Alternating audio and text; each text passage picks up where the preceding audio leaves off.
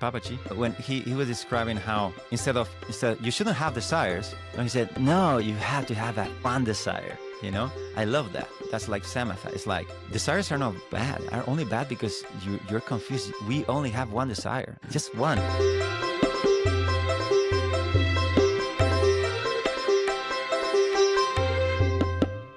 Welcome to Buddha at the Gas Pump. My name is Rick Archer.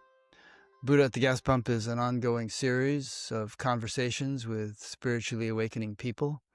I've done 730 something of them now. If this is new to you and you'd like to check out previous ones, please go to batgap.com, BATGAP, and check under the past interviews menu where you'll see all the old ones, so previous ones organized in a variety of ways. And there's also some other cool stuff there, like an AI spiritual chat bot and other things. This program is made possible through the support of appreciative listeners and viewers. So if you appreciate it and would like to help support it, there are PayPal buttons on every page of the website. And there's also a page which explains other things. So some people don't like to use PayPal. They send us a check or whatever. My guest today is Ricard Perez. He is living in Berlin, Germany. He's a meditation coach and a musician whose work bridges ancient traditions with fresh, practical insight. What kind of musician are you, Ricard? The good ones. I mean, what do you play? I play a little bit of everything. Drums, guitar, horns. Exactly. All those Vocals. things. Wow. Yes. Piano. Wow, you're multi-talented. Is that like your main profession, being a musician? Yeah, that's what I spent my whole life with until recently, actually. Mm-hmm. So it's not that I never, this thing of becoming a meditation coach is very much of a spontaneous thing happening in the last months. 18 months or something like that. So we'll talk about that. And, you have an eclectic appreciation of a variety of paths and traditions, Buddhism, Advaita Vedanta, A Course in Miracles, and other things. You have been a friend and student of Shinzen Young, whom I've interviewed a couple of times. And you emphasize meditation as a dynamic balance of clarity and release with simple methods for direct entering silence. I read your book, A Gap to Eternity. I should say I converted it to audio and listened to it. And I liked it a lot. And two main points jumped out at me, which we're going to discuss. One is latency, and the other is fractals. And we'll have to go into an explanation of what both of those things are. You like the connection of science with spirituality and science and creativity, which I very much like also, I think, for various reasons we'll also discuss. And you say that your love of music, art, and ecstatic expression bring a celebratory dimension to the path of awakening. That's good. I like the idea of a celebratory path to awakening instead of the overly serious, morose one. Yeah. So, what got you started on the spiritual path? Have you been meditating for a long, long time? What first attracted you to it? I was worrying that you will ask me that question. It's difficult to answer. Well, the first moment that I recall something special, but I mean something that felt something I couldn't talk to anyone or understand what it was. It happened with music. That's why I became a musician.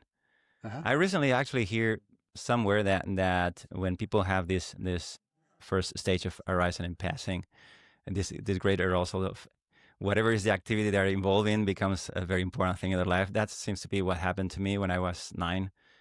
I remember a Saturday morning, I was just casually listening to the radio, and the people, there were kids in the pool and a beautiful summer sun coming in, and there was just this great rock song just getting in with drums and dun, dun, dun, dun, dun, dun. And I just felt like a strong sense of energy through my body. Mm-hmm. And I don't know, I was like all over the place. I don't know, something.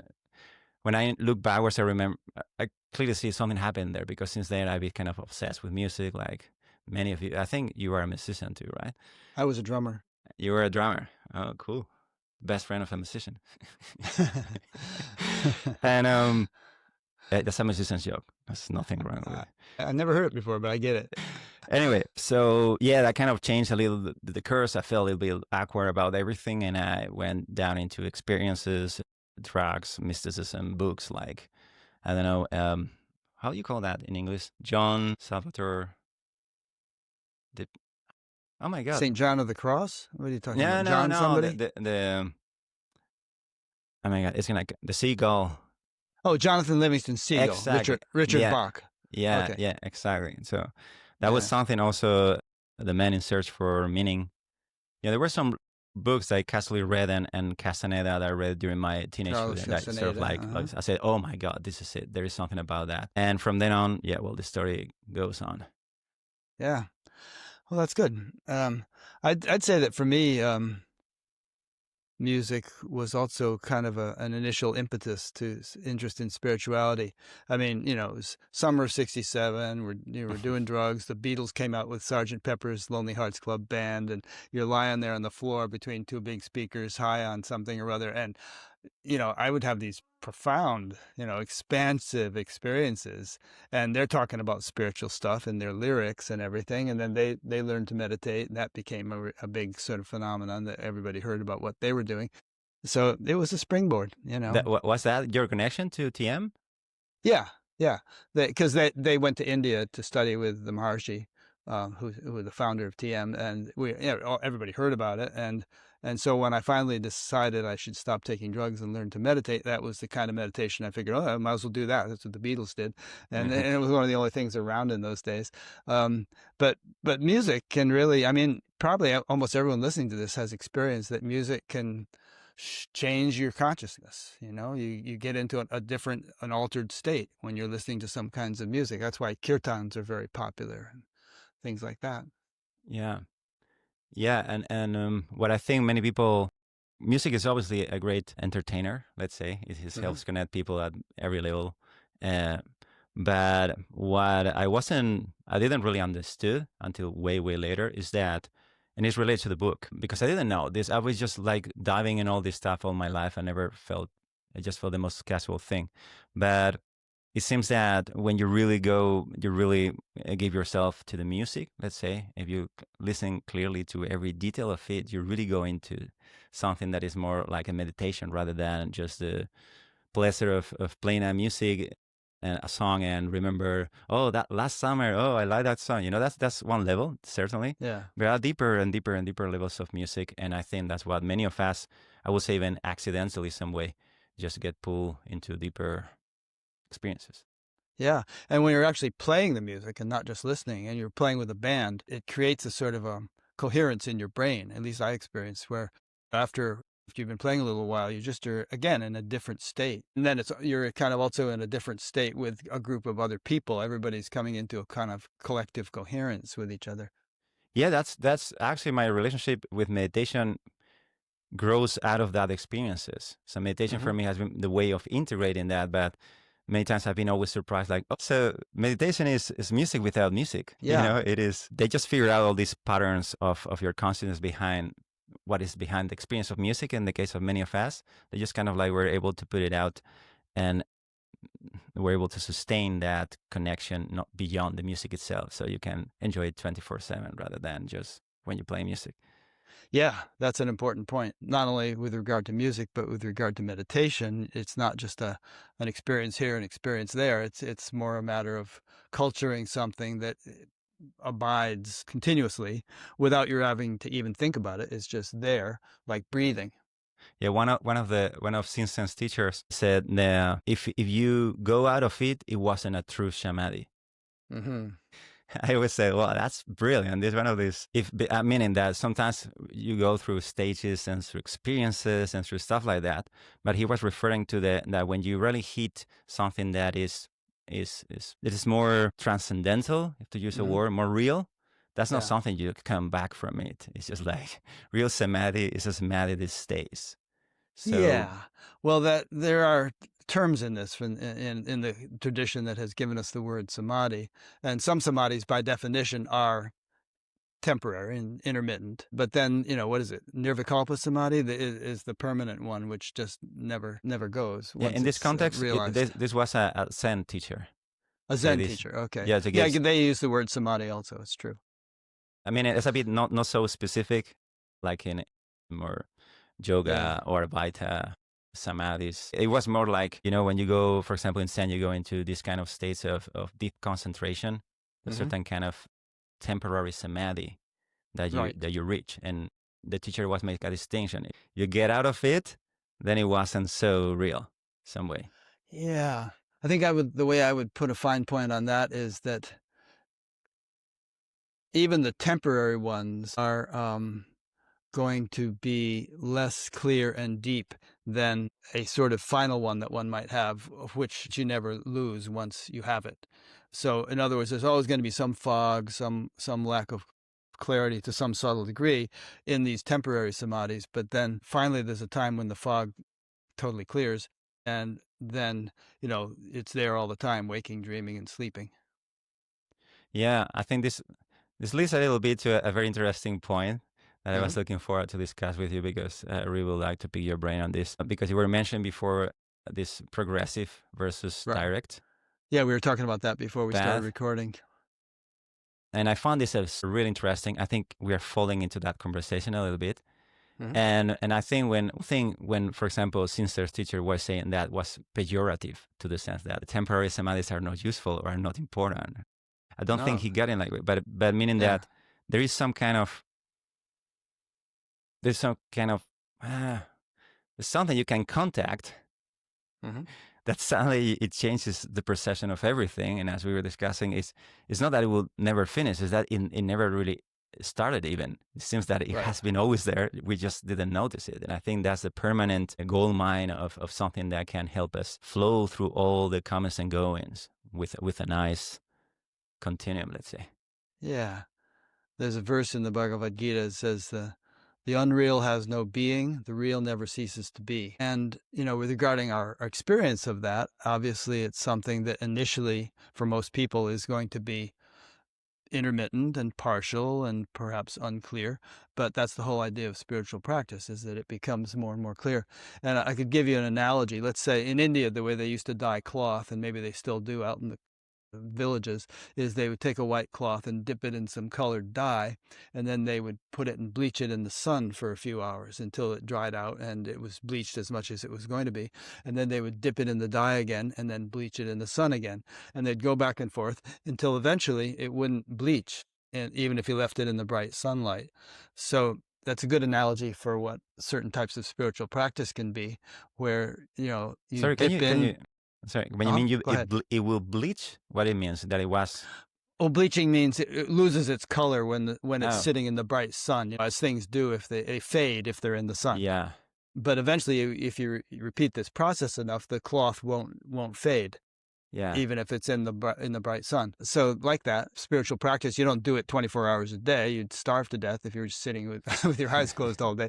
But you dip in, you engage in activity. You dip in again, you engage in activity. There are neurophysiological changes which take place, which that, and on subtle levels, I'm sure, with the subtle body and everything, a culturing or a refinement takes place, which ultimately results in a permanent, abiding state of pure awareness.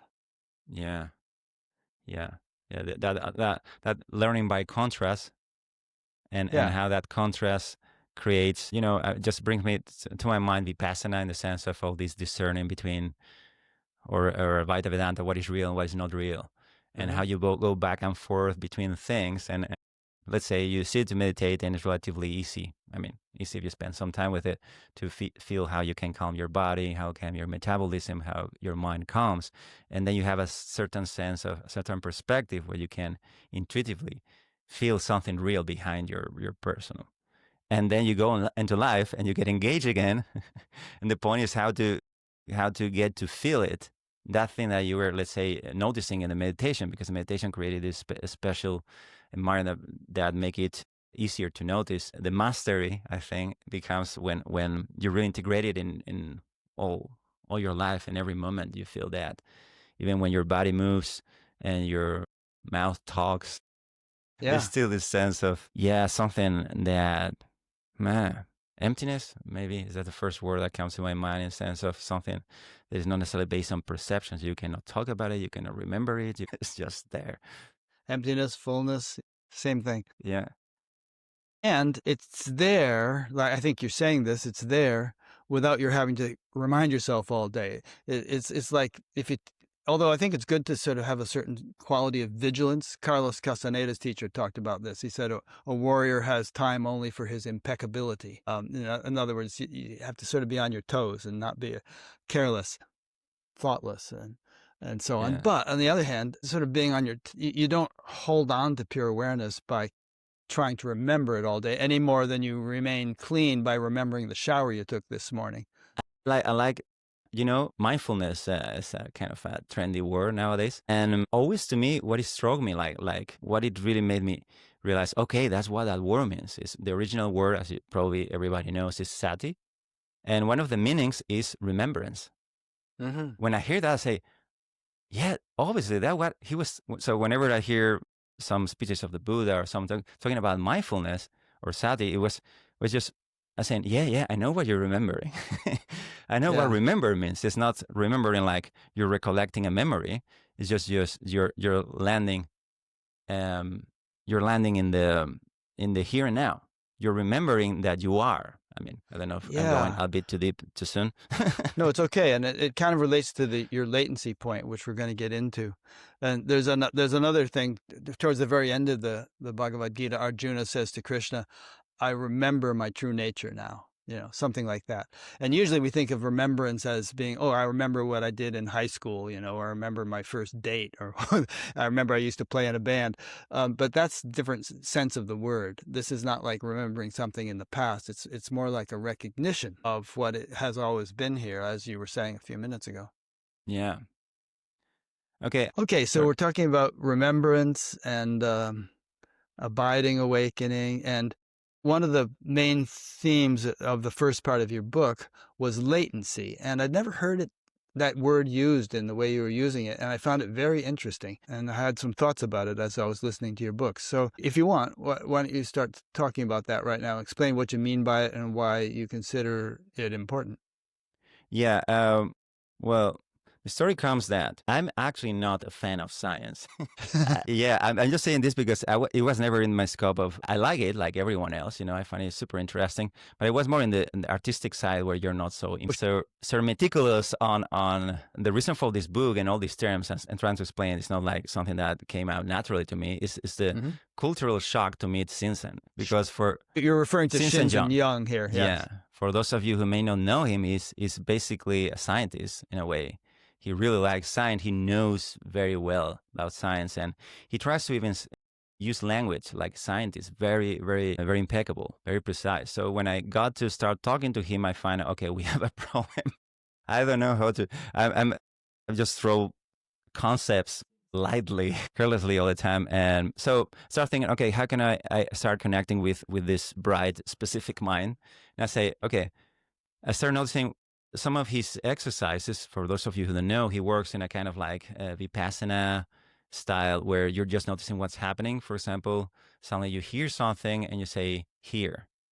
You feel something, you say, feel. So you're labeling. Do you really?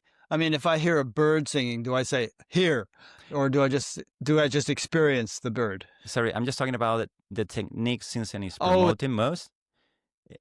Unified mindfulness. They has this fantastic way he has synthesized. I said this for anyone interested on that. Is really, I think he did an incredible job in synthesizing all these traditions into something accessible for anyone.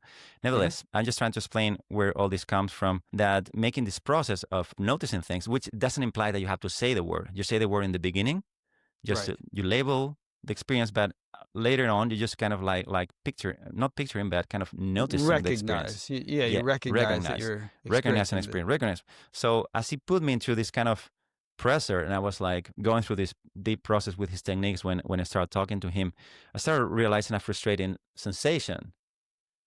And I didn't know that I was starting noticing that there was a delay. Consciousness had a delay. It was like shocking to me to feel that sometimes there was like sensory contact, and it took a few milliseconds for me consciously understand and let's say have a reaction to that. Let's say if it's a gust of wind in your skin or anything, whatever it is, it took time to build a reaction. And I was just like all the time feeling that I was behind the experience. I couldn't be here and now, really. It just felt like everything was just pointing towards like I'm just full of a processing, interpreting device of my personal life. And I was just became extremely curious with that. And as we discussed before, I'm a musician, so I got to be very sensitive to delays.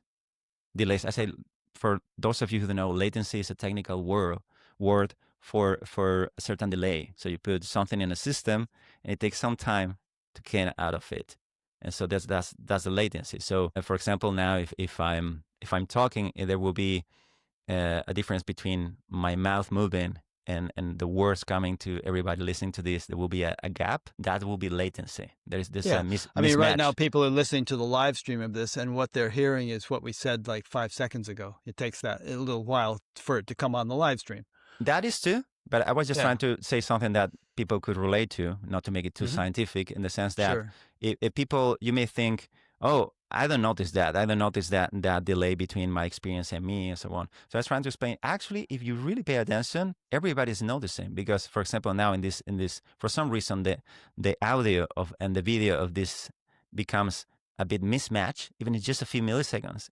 People can pinpoint, it seems that there is lip syncing or something like that. It seems there's something weird about it.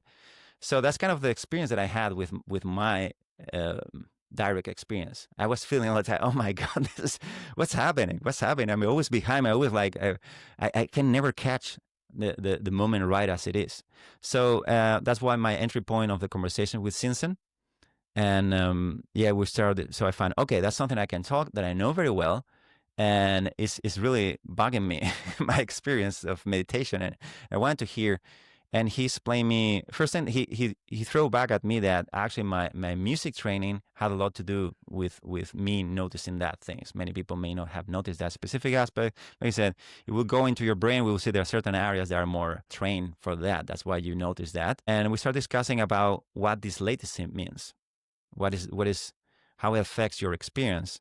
The fact that you notice something right as it's happening on real time, or if you're noticing a little gap and what's happening in this gap. So the more, Sinsen was kind of guiding me. It wasn't really telling me things. It was just like helping me to understand what I was saying. What happened, or the reason, the first part of the book is all about what happens when you open up and these little milliseconds that apparently seems to be something we don't notice, and yet that's where all our suffering is taking place.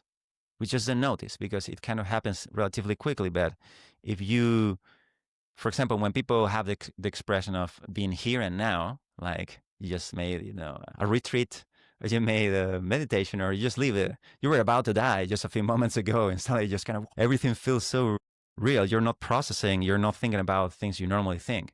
This kind of intimacy with the moment as it happens, that will be like a low latency. And on the contrary, someone who's, this is something that happens to all of us, that sometimes you get angry at someone, but you just even notice that you're angry like long before. You were so infused in this reaction to it that you didn't even notice that you were reacting like that. That, I don't know if this is a clear example, but there is the more we have all these thoughts where we think and we talk, because that shouldn't have happened. And the more we create like a gap between how we experience life and how life is actually happening. Yeah. Let me tell you some thoughts about that I have about what you just said and what I was thinking as I was listening to your book. My understanding, which kind of, again, corresponds with the Vedic tradition, is that there are different levels of thought, from subtle to gross, you could say. And they even have names for that in Sanskrit. The gross spoken word, the gross thought word, subtle impulse of thought, even before it gets any kind of verbal quality to it, and then something that's beyond all those, just sort of the silent absolute field. And you could use an analogy to understand this, which is like, let's say in a pond or an ocean, bubbles come up from the bottom, and they bubble up and they get larger as they come up, and they finally burst on the surface of the water. And the average person doesn't see the bubble until it bursts on the surface, but that's actually some time since it left the bottom of the ocean. So a diver, goes down and he can see the bubbles earlier stages of their emergence to the surface. And he can even go to the very bottom and watch as the bubble comes out right from the mud or whatever, from the bottom of the ocean. So with thoughts, impulses come from a deep level of the mind of which we're generally unaware. And they bubble up until eventually they burst on the surface as a conscious thought. But when you do certain types of spiritual practice, you can kind of like trace the thought back to its source. You can kind of ride the bubbles down, so to speak, and then arrive at the source from which they arose. And you can kind of end up residing in a place that's prior to the emergence of thought. If that becomes kind of established, then you catch thoughts spontaneously when they first emerge. And you therefore can have not sort of a manipulative kind of control, but a discriminative kind of control, where you can just more easily choose to ignore a thought, like which otherwise might come out as a burst of anger in the average person. You can just sort of say, nope, I'm not going to express that. I'm just going to check it. And it dissipates like just a ball of sawdust disintegrating in your hand. You can reside at a level at which I talk to people who describe this beautifully, who you can reside at a level at which thoughts have not even taken on a verbal quality. They're just kind of like subtle impulses that don't have English or Spanish or German words associated with them yet. And you can reside on that. It's a deep intuitive level of experiencing. And one can live that from there and act from there. And it results in a whole different quality. And so the latency is very short, because there's not this delay between the emergence of the thought and the point at which you finally become aware of it. You're aware even before the thought emerges, and you're aware as it emerges. And so there's little or no latency. Exactly. It matches perfectly. Good. Yeah, as you're saying, this is not the new discovery.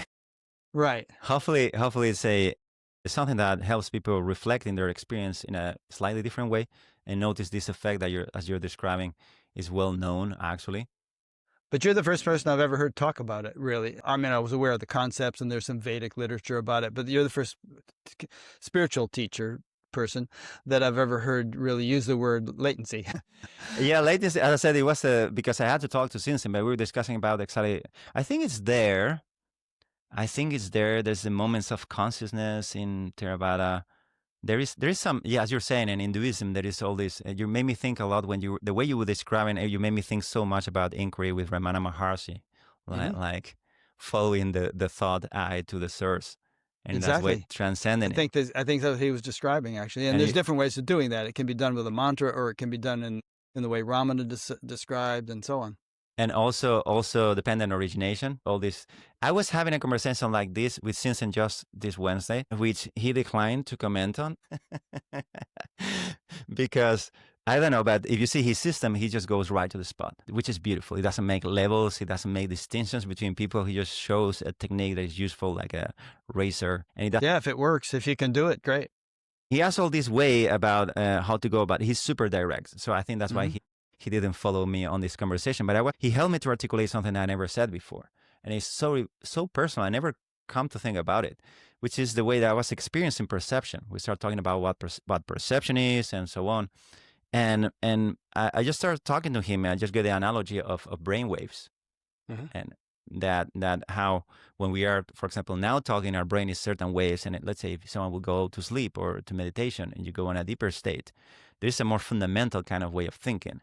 And to me, I don't know to which extent people following this, which are meditators, are also aware of this, because I've been experiencing this mostly privately for most of the time. I have a certain kind of like direct access to this more primordial kind of way of thinking that is not, it's not thoughts. It's more like these abstract images that impulses that you see, like hypnagogic imagery. These images you get before when you're falling asleep, but you're nicely, you see this kind of, it's something like that. It's geometric. That's where the conversation with Sinsen comes. And it made me realize what what fractals became such an important topic and what I was saying, because it made me realize that that's why, because I sort of have this sense that how my experience comes from this grounding that we're saying, like whatever it is, let's say, it's like I was trying to describe it to him like a hum, like a, this, when you put this, Cymatics is the name. We were going on researching words. That's what he makes me do. Cymatics is this kind of research of, you may have seen how they put certain surfaces and they put sand, for example, or even some liquids, and you put sound, created some geometric patterns. As fascinating, because that's exactly to me how it feels to be a person.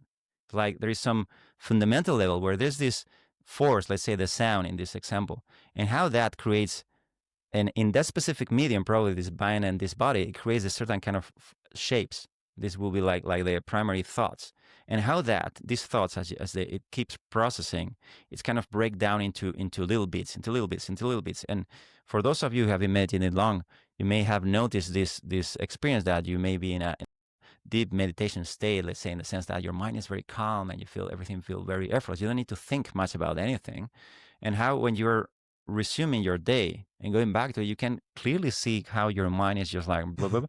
It starts throwing meaning and thoughts, and so you're getting, there's all this conversation popping up in your mind that weren't there a few moments before. Like it all came out of that. And I think I hope you see the parallel to what you were saying. So I'm just trying to say, yeah, I think we but eventually, I mean, some people, their minds are like 10 radio stations playing at the same time, just a million different thoughts. And most of them are not useful or relevant to what they're doing or anything. But, eventually you can get it to a point where you don't think anywhere near as many thoughts as you used to, but the thoughts you think are useful. And so you're not wasting energy on superfluous thoughts. Because they're not personal. Because they're not personal? They're not personal. I mean, I'm just going to pull out a bit of Advaita Vedanta here. In the sense, there's this, supposedly in Advaita Vedanta, they talk, I think Rupert Spira was making this analogy. I don't know, he just put it up from somewhere else, but this idea of the ego, the I thought, is just a clown that comes after the show and takes all the places to itself. I did that, and that's kind of honestly what it felt, all this latency thing. That as we were living behind, very much behind, more of this contaminated sense of I'm a separated thing, rather than imagine when you're lost in a dance, when you're lost in enjoyment, a moment with your family, or in a moment where you're not really thinking much. It just comes this spontaneous action, and it's mostly loving, it's mostly enjoyable, it's mostly peaceful, and these have a shorter latency. And that's the thing. Actually, was like a couple of years ago. I've been meditating at that point. Actually, that's matching with this period with Sinsen. Actually, some way I was just like focusing on my experience moment by moment, no matter what, and trying to see all these tiny little things about the experience. And I remember I had this beautiful moment. I was at the beach with my wife. It was a little before. It was in Corona. And we just moved out of the city and went to a place where there were like huge beaches, and my son could run. And there was this whole moment. There was like, you cannot imagine. It was like paradise, in the sense like I just had this kind of like, I will call it like blissful, natural state out of the situation. Let's say that everything was conducive to that. But at this moment, I was only looking at me. I wasn't looking about the sensory experience. I was just looking at how I was relating to it, let's say. Right. And at that point, that specific one, probably this happens for most people also in little compartments. For me, that one was like very clear that, as you were describing just now, there are no thoughts, actually. I mean, someone could say, if you pull into that experience dramatically, you clearly say, oh yeah, there's a certain, you're aware that there's absence of talking, blah, blah, blah, blah, inside of your mind and trying to manipulate or control your life. This sense. But also, as you were describing, the thoughts that come are more like these experiences that happens in this moment, where are just something that is happening. It's not something you're attached to it. It's just something that is, it has a specific function, and comes, this thought says its thing, and it goes. That's what creative thought are to me. It doesn't engage into and this and that and the other in this way that if you stop the chain, it feels like you have to pull yourself out of it, back into it. It feels like these natural thoughts, I would call them non-personal thoughts. They just come like the most natural thing. This bubbling you were discussing, just passing through your net, your personal net, your body mind, and just comes this activity or this spontaneous thought. But there's this quality of detachment from them. They are joyful, and you're okay with not thinking anymore right after. There's this sense of space to it, in the sense of appreciation. Like in a museum, you have the art works in a wall where you can actually see it. In some way, you see the thoughts have this space around them that you can appreciate them. Yeah. A couple of thoughts on that. Oh, thoughts. I'm having thoughts. I interviewed a guy, might have been 10 or 12 years ago, named Gary Weber. And he said one time, he had been doing spiritual practice. One time he did a yoga asana. I think he was doing a shoulder stand or something. And his mind stopped. And he said, I haven't had any thoughts since then. I just haven't had any thoughts. And I said, well, Gary, you're talking to me. And talking is a verbal expression of a subtler impulse in the mind that, certain ideas that you're expressing. So I would argue that maybe it's a semantic thing, or how we're defining thoughts. I would argue like, I know. yeah, go ahead. I think you're making a very good point, and that's one of the rhetorics that I have as I go on the YouTube videos and so on, because most people nowadays in mindfulness and meditation, like, you cannot stop your thoughts. That's stupid. Trying to stop your mind, or that has nothing to do with meditation. And here's the truth. Actually, okay, we need to be a little careful how we discuss this. But at the same time, you talk to someone who had like deep meditative experiences, they will be making references, as we were just doing, about this kind of sense of silence, stillness, of grounded. But the thoughts that what I was trying to say, that these thoughts that come, as in Tibetan Buddhism, they have a specific way of describing this, but it's something like, you don't engage in thinking. Thoughts come. You will have the thought, okay, I need to go to the kitchen and cook something. But it's not even personal. It's like something that is happening. It's not, I go to the kitchen, to my kitchen, and gonna make my favorite meal. There is no all these extra layers to it. There is just kind of like a physiological, probably just a brain minimal action that you do. But these thoughts, like, I think many people listening to this who have been meditating and you've been observing your mind could tell about that moment where you're into regular absorbing thinking, when you're like, everything feels like you're fighting the world, you're controlling the world, everything is not as you would like it to be, and so you have to be trying to do something to be happy. And suddenly, for a moment, just give yourself a break. And for many people, I heard many people describing me how they noticed that suddenly the thoughts were there, but they weren't bothered by it. And I think that's a very important distinction. So thoughts are there, but the deeper you go, first thing, thoughts become only practical or creative, or there has a reason to be. It's not a self-reflective nonsense that is useless and a waste of energy. No, the thoughts are just perfect on their own. That's the one that you are not thinking as a person, let's say. They just appear like my hands are moving. I'm not thinking about moving my hands, or any word that we say just seems to happen, hopefully spontaneously, and making sense. But what I'm saying is that is the layers of resistance that create this delay, this latency, are layers that creates a stronger sense of me. This security, and that resistance is what it could make you feel this exact moment as it is.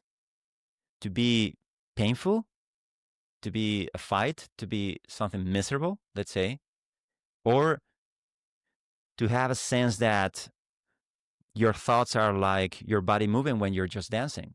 You're not thinking about it, how you move but you're enjoying it so much. So it seems that you are dance.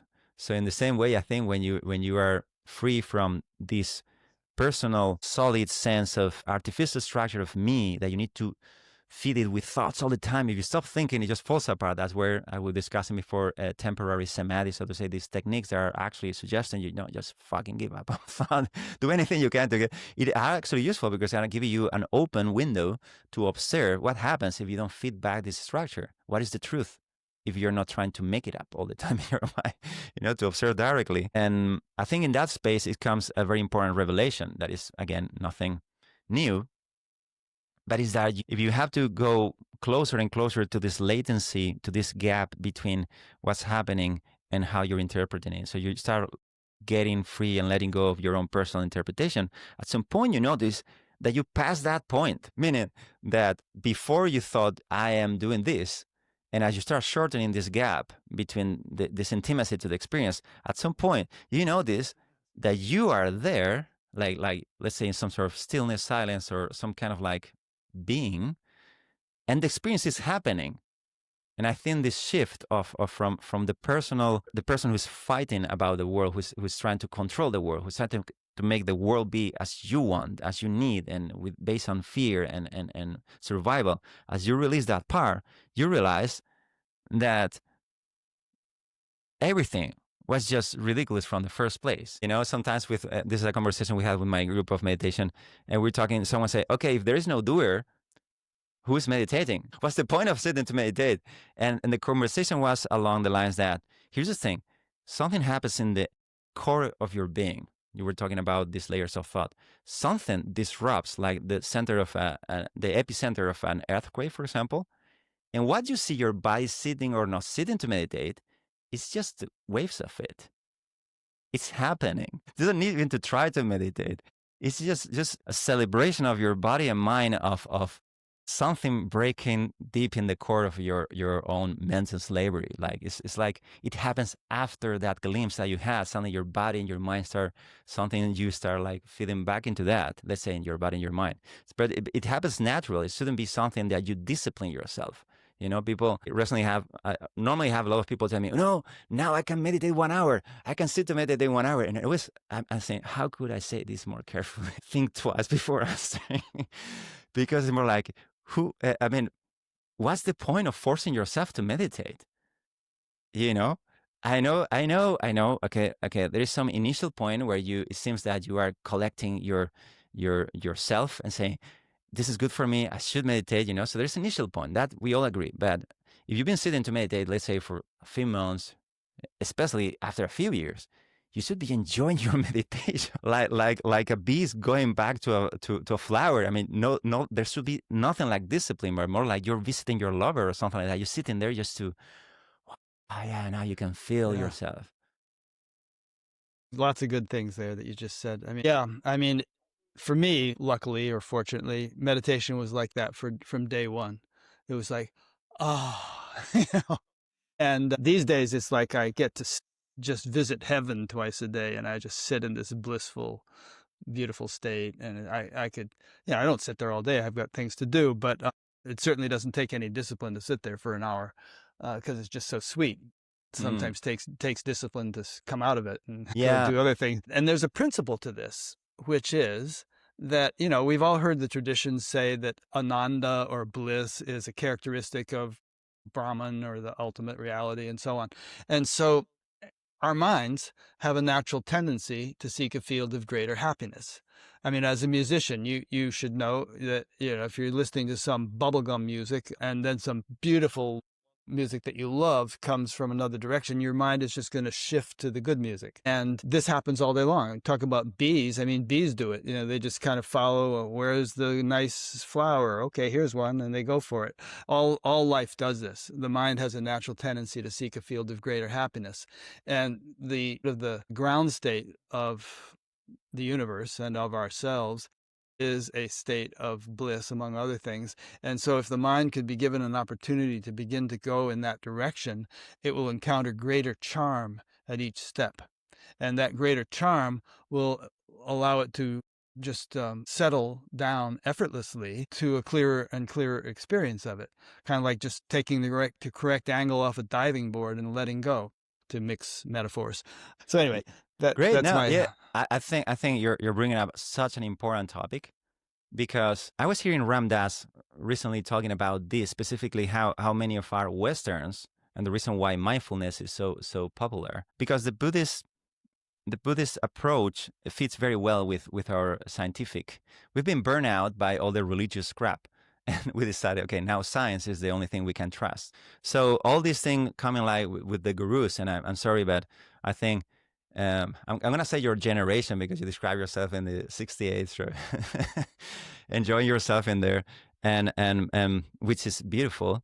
But at the same time, as we know, there's a lot of people who's this guy who has a song to say like, "What's so funny about peace, love, and understanding?" And there's the lyrics from someone else. I don't think I know that one. Yeah, there's a song that says that, and I always said, "Oh, that's a great lyric." Because what's so funny about this thing? I say, sorry, let me go back to the point. I was trying to say that with the hippies, and we know this like overuse of the word peace, love, happiness. You have all the Hare Krishna, you have all this thing, and we have like a wave of people using all this kind of appealing sense of I'm gonna be happy if I do this, if I follow this, if I do that. And again, of course, that just went really bad, as we know. Yeah. And in I mean, general the terms. theme in the 60s was sex, drugs, and rock and roll. And that's where the happiness was expected to be found. And within a year or two of that, everyone got burned out, you know, and a lot of them started to turn to hard drugs and so on. You know? But I mean, not, and who was it? You know, Joseph Campbell says, follow your bliss. That doesn't mean hedonism. It means something more subtle and deep than that. It really means what I was saying a few minutes ago. There's a reservoir of inner bliss, and you want to follow that or you know, dive into that. Just one quick thing I'm going to throw out and then let you continue. You know, you were saying meditation should be so enjoyable and everything that you should just naturally want to do it. Well, you know, we get caught up in activities and we think, well, maybe I'll just watch this TV show, or maybe I'll go and do that, or because the attention is habitually directed outwards. So it might, especially in the early days of one's practice, it might take a little discipline to say, no, I can do that later. I'm just going to sit down and meditate now. And within a few minutes, you're like, okay, much better than watching the TV show. yeah, But I'm just saying, it's not going to just automatically happen. Sometimes you might need to just give yourself a nudge in the right direction. And sometimes they might have to be more disciplined, because some people are so caught up in things, maybe drug addiction or something else, that they need a little bit more vigilance to. I know. Yeah. You know Patch Adams? Yes. He's the clown guy. That Robin Williams played in. Yeah, the movie. Yeah, well, for those of you who know, it was like it's a funny movie. But it has a point that that's what I'm gonna be answering to you, that about discipline. In the movie, Patch Adams basically was like healing people just by, what do you want? Oh, I want spaghetti. Okay, this is spaghetti, and people will just heal. You know, there's this silly thing about it. And here's the thing: through my music, for example, I was one of the worst students at school you could imagine. Me too. I was like ADHD to the max, you know, looking out the window and getting distracted by every little thing. Exactly. So the thing is, I was drawn to music, and so I took always myself like a really self-pleasing kind of being as a teenager, right? I was just self-pleasing. Yeah, self-pleasing. Like I was just looking for this kind of, if I enjoy one ice cream, what happens if I eat 10, you know? And with drugs too, of course. You were bringing up a very important point with a lot of confusion, because in one side of the story, people think, okay, you have one side of the spectrum with this Buddhism influence and mindfulness. You should be kind of like, there's this sense of neutrality. Like you hear people saying, I'm enlightened and I'm still depressed. You have all this kind of people saying that stuff. Like, to me, it's very Buddhist, although there's a lot of Neo-Advaita people also talking like that. And so one side, you have people who say, like, your life shouldn't change at all. Like, if you're miserable, you should still keep miserable, even when you're enlightened. These guys like Chogyam Trungpa, who's an alcoholic, and you know, he's enlightened, but he's killing himself with alcohol. It's like...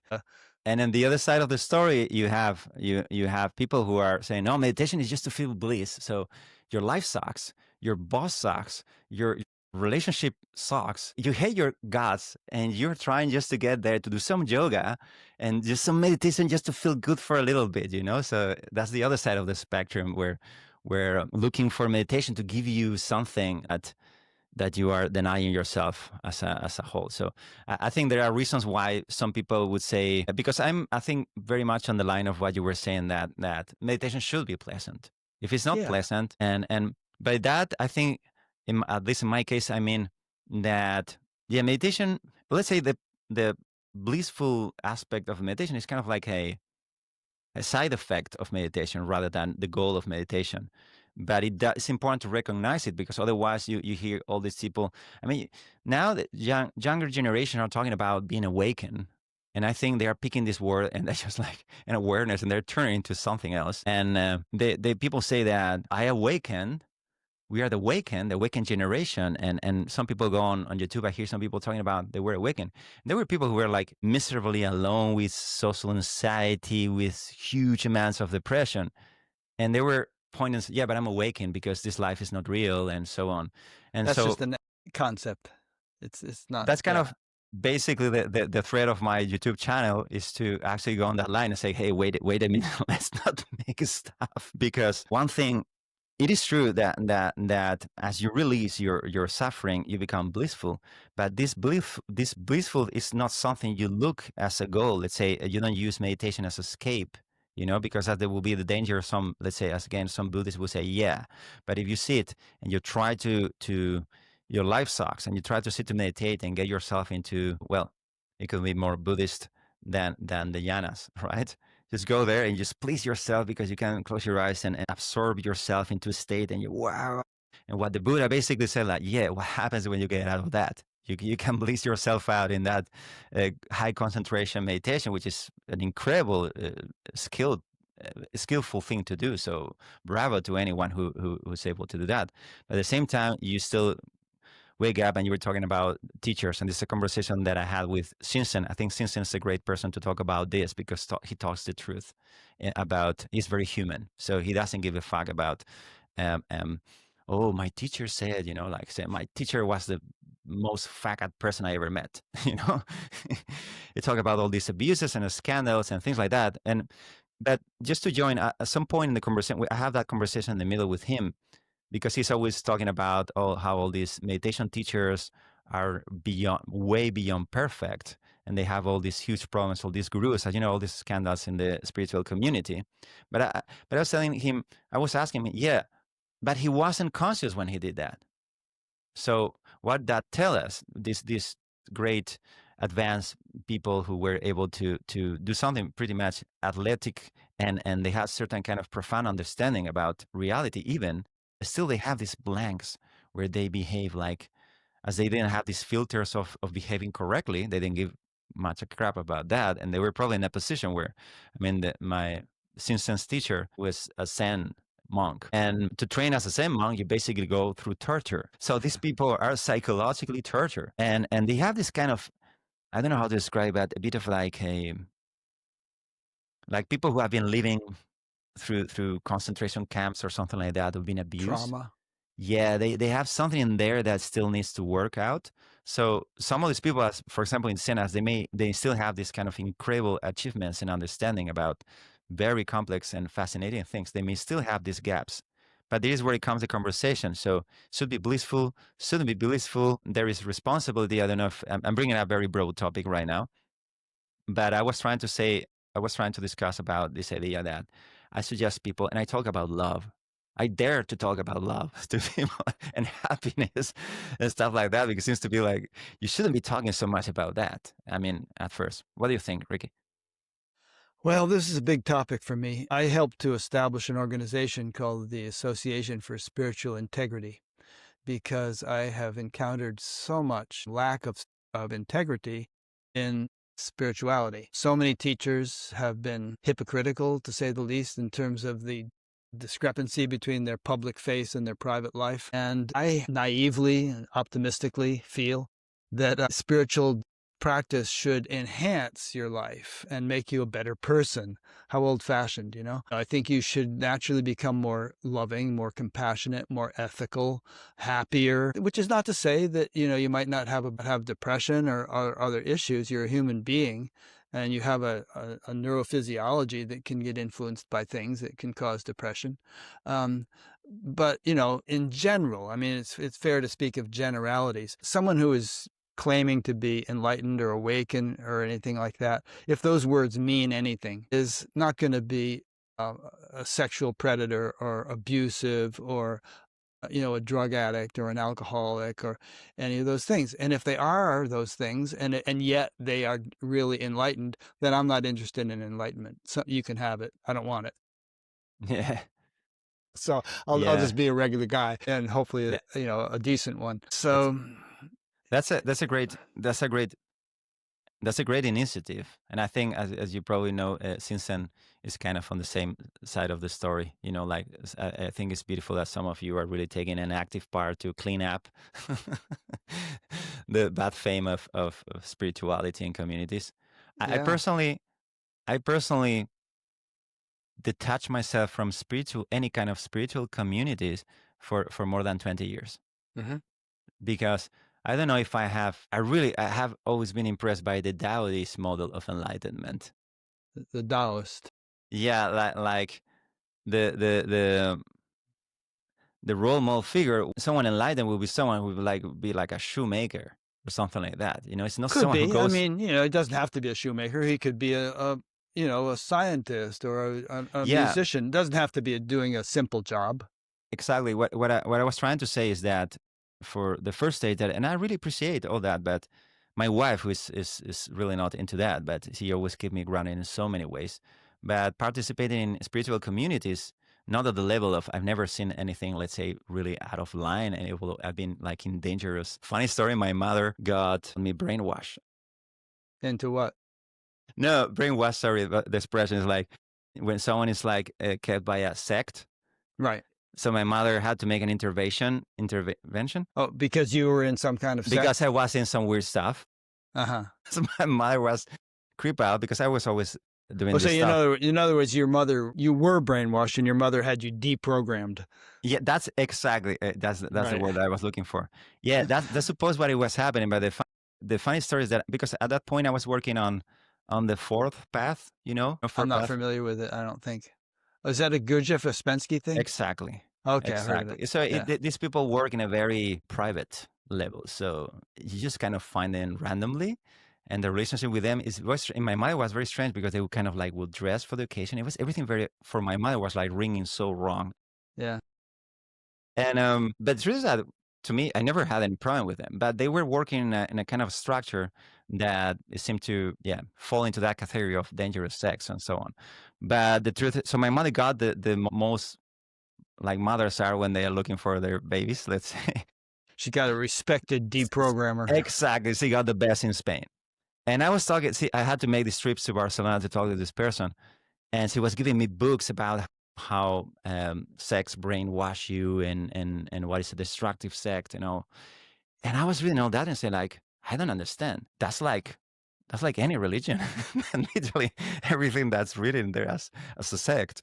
And the person who was leading this was supposedly reprogramming me. She was an ex-nun. Mm-hmm. And the conversation went a bit strange because I was saying, okay, I really want to believe you. Honestly, I don't care. I just give up to this group. No problem. I'm not attached to anything. But she kept like digging in. And I started asking her about her when she was trying to bring me ideas of why these sects were dangerous, or they were like getting to telling me how I should treat my family or I should treat the people, or in which way they could be like misleading, like talking about the end of the world and all. And I was talking, yeah, but can you tell me a bit more about your life as a nun? Right. And she was telling me like, can you explain me why it's different? So anyway, the story goes like, I just dropped that. I just did it. I didn't matter because I was more into the actual integration rather than attached to certain teachings. So I went out of that and I went through Course in Miracles. I went through Rebirthing. I've been through many different angles, and participating in all these communities also gave me a sense that something was profoundly wrong in these communities. Yeah. In the sense that, again, I never had a bad experience, but there was something like ritualistic, fake. Mm-hmm. And there were many people who were not really trying to go there to do the work, but they were, when you go into these places, and I've been to many different kind of groups, they were all saying these words, and they all have this idea what is to be good, and which, there's the kind of this way of talking about things that is kind of creepy. And at the same time, they're beautiful people. They just have, I think sometimes they just need to belong to something. I think that's the danger in this sect or spiritual groups thing, that people can sometimes, they have like problems in their emotional life that can be dangerous if there is someone up there that who would take advantage of that from their money actually, or for sexually, or as you know, all these kind of episodes we have. But anyways, I was just saying that my wife said was like, oh, why'd you go? That places where you go is like kind of like groups of therapy or something. And I was like, you're kind of right. We're all nuts. I mean, it looks like we are so spiritual and looking for this enlightenment thing of model above people, but actually we are as screwed as anyone else, or even more, because we're looking for happiness where my neighbor is just enjoying himself. And I'm trying harder to meditate to whatever it is, the thing that we were doing. But anyways, I just want to say that at some point in my path, it became very important to be alone. So I realized that all these backgrounds weren't really supporting me, because of these dynamics that happens in these spiritual worlds. And so I went on my own. I just wanted to check to which extent I really understood on my own. So I stopped talking to spirituality for probably 10 years, and I didn't have even a conversation, not even with my wife, about it. And I was meditating every day, 3 times. And so it's not that I dropped the whole thing. I knew what I was doing, but I just had a strong sense of detaching myself from anything spiritual and finding myself, because I was finding people who were more real and they had nothing spiritual. Like people you could see in their eyes, you could see the way they talk, you can see in the way they do things in life, you can see in their motivation. And I realized that, okay, these people are more real than all these people who are supposed to be spiritual. So I kind of went on this solo trip for actually, I'm still there, in the sense that I never went back to any group. I keep it there. I just started organizing groups of meditation a long time ago, just because I realized people didn't know anything about meditation, and people didn't have resources to sit to meditate anywhere really, or at least everything was or Buddhist or in certain kind of strongly cultural influenced traditions and things like that. So I wanted to create an environment for that. So I did that here. But so I just got in contact with people who, for example, Alan Wallace and some other teacher, and then now Sinsen. So I'm pretty much kind of detached from spiritual communities, although I think it's very important to have, this is my personal view, can be very beneficial to have a relationship with someone who knows better than you. That I think, yeah, that's a really good idea. On the other hand, I don't think it's necessary. I think it's beneficial for many people. So I'm not saying this should be the case I'm not suggesting that this should be everybody's experience. But I think a bit of more honesty in the spiritual path, in the spiritual communities, will be really good. And I say we're climbing back from this conversation about bliss, because that's the place where nowadays I've been a couple of times here with my wife in these events where people do ecstatic dance, Oh, yeah. and all this stuff, and this go into the basic. People are looking for this kind of cathartic space, which I think is really cool.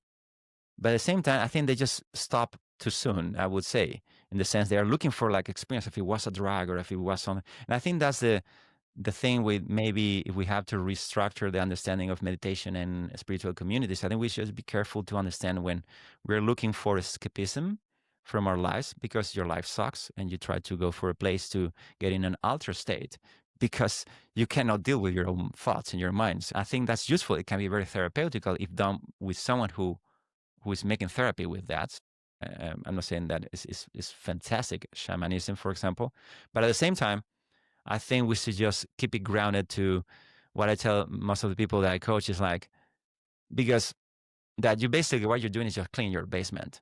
That's how your meditation should feel like in the beginning, especially, because in the beginning it's not like trying to reach a higher state of, they're kind of waiting, okay, when I'm going to get this bliss you're talking about, asking me when is that going to happen for me? And I say, okay, you know what, sorry to mislead you, I didn't mean like that. I'm saying it's important for you to know that's going to happen, so don't get too much used to your crap and to your psychosis and all that. Just let that go. You don't need to stay with that. Just focus on just rebalancing. What I've been working a lot is with samatha. That's one of the nicest things I ever found. So I'm so incredibly grateful to Alan Wallace and Chuladasa for the 2 books. I don't know, in case someone in here doesn't know about these books, is Alan Wallace wrote The Attention Revolution and Chuladasa wrote The Mind Illuminated. And I was so thankful for them, because they were able to bring all this tremendous technology into the use of anyone.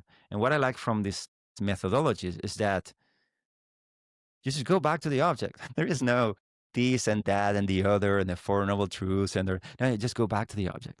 And I realized, okay, this is what we all need. And this is in this age of overstimulation and over We are all the time like in this desperate looking for things that make me happy, for ways to fix it myself, and it's just go back to the object. So yeah, that may feel temporarily, but what I like you're dealing with your shit, so it may not be nice in the sense that, yeah, that's the thing you're trying to avoid every time you go on these pleasures, escapism, like, yeah. So yeah, you see the meditate, yeah, in one side, don't expect it to be bliss in the sense of like the meditation gonna make you blissful. That's not how it works.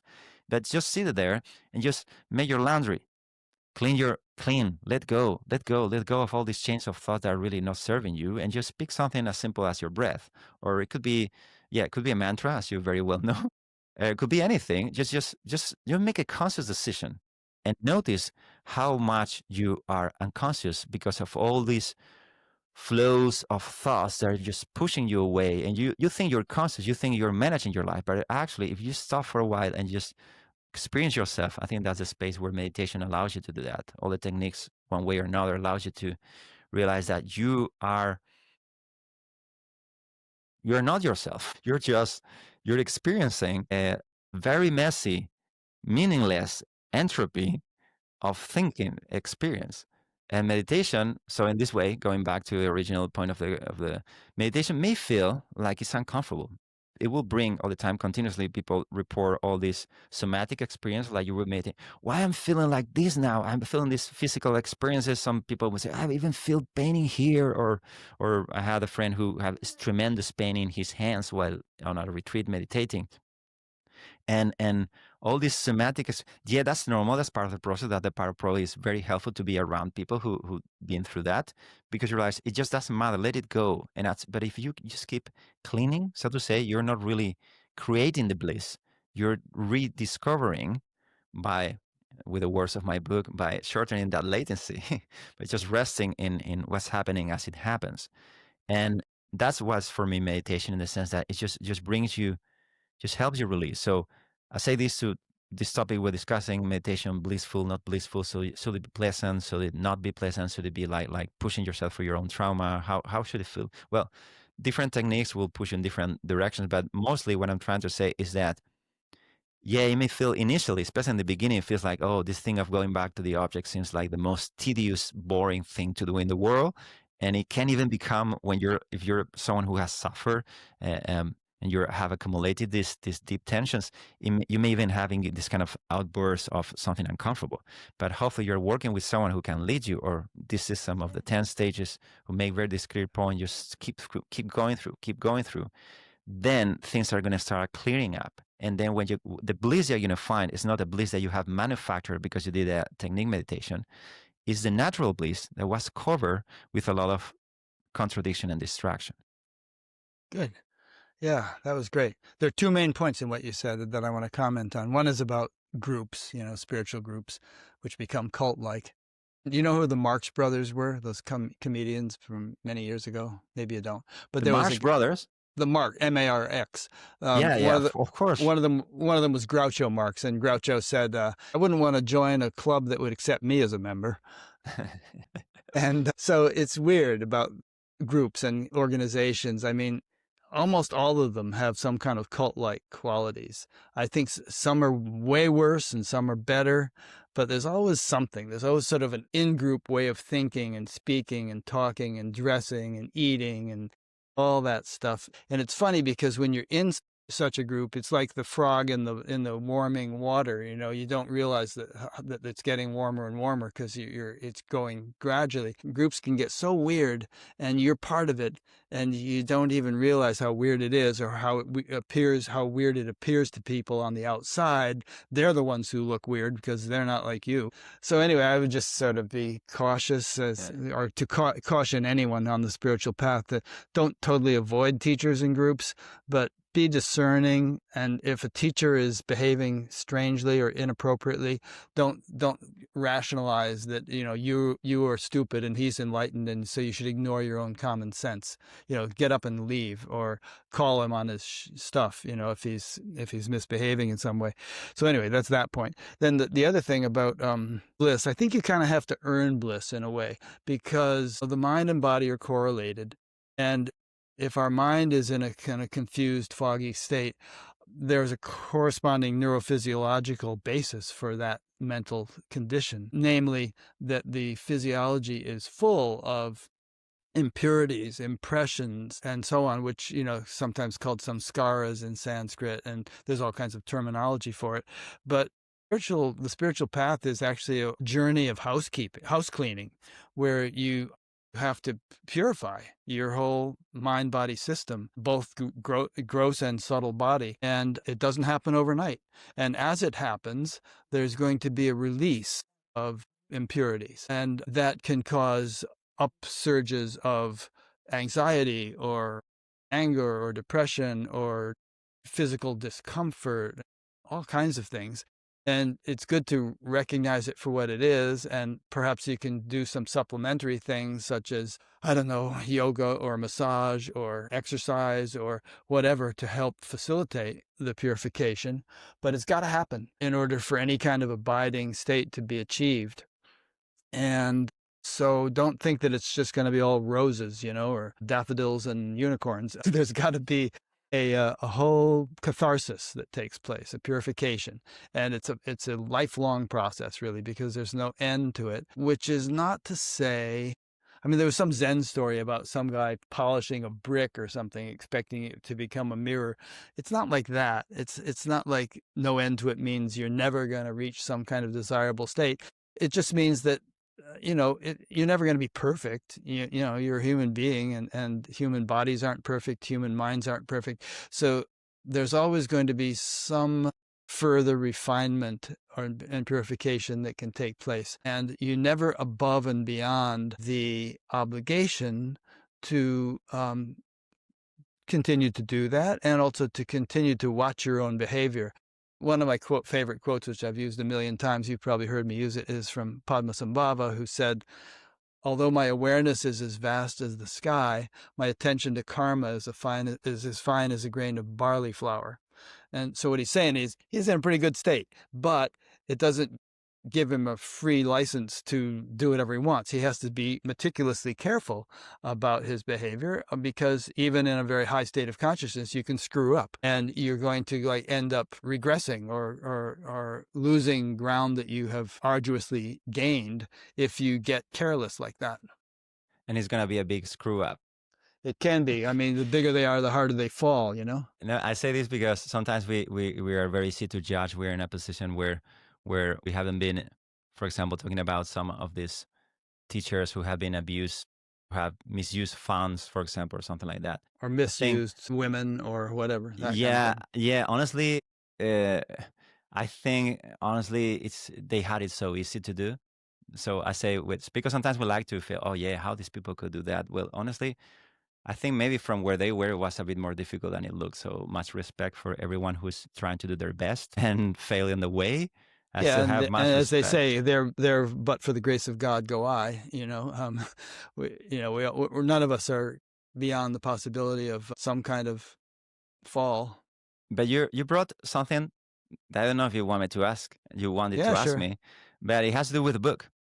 Oh yes, please. Because go ahead. we discuss about latency, but I'm very much, that's what I really like you, Rick, because you acknowledge stages, and we've been talking about this process of deepening and samskaras and so on, but there's a problem that I have to be all the time kind of explaining people, because when you get someone presented to this idea, you say you will never really gonna get it. For many people, oh, I'm in stage 1. I've been meditating for many years, and now you're coming here in your system, and I'm just a stage 1, and it feels really hard on their ego. But here's the thing: normally I tell them, no, wait, but relax. You're way better than you think you are, because the stages are fractals.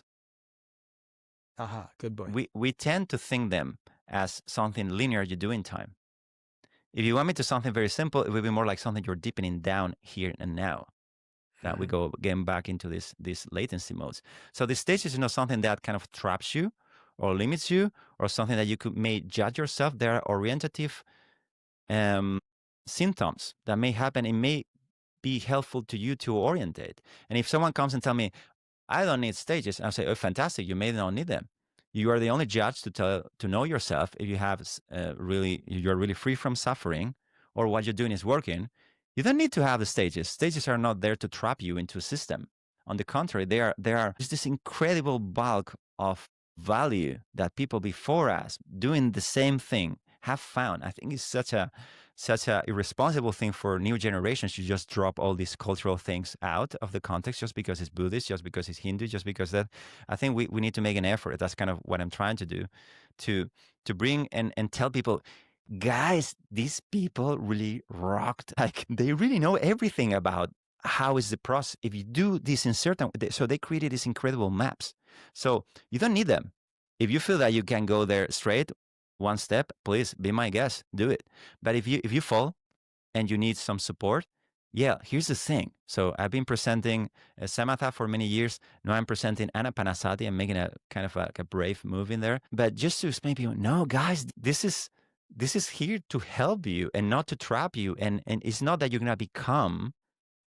Is that you're gonna notice that there's this apparent thing that you were mentioning. This experience where you still feel that you're walking the path.